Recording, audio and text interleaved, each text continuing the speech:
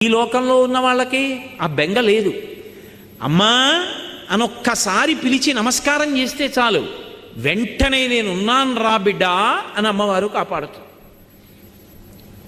మీకు నేను ఒక మాట చెప్తే మీరు ఆశ్చర్యపోతారు. ఈ శ్లోకం ఎంత శక్తివంతమో తెలుసా?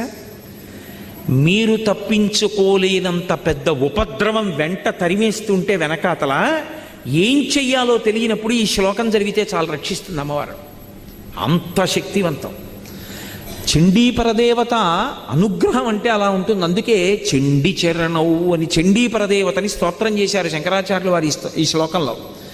అటువంటి అమ్మవారి పాదాలు పట్టుకుంటే సంస్కారవంతం చేస్తుంది మనస్సు.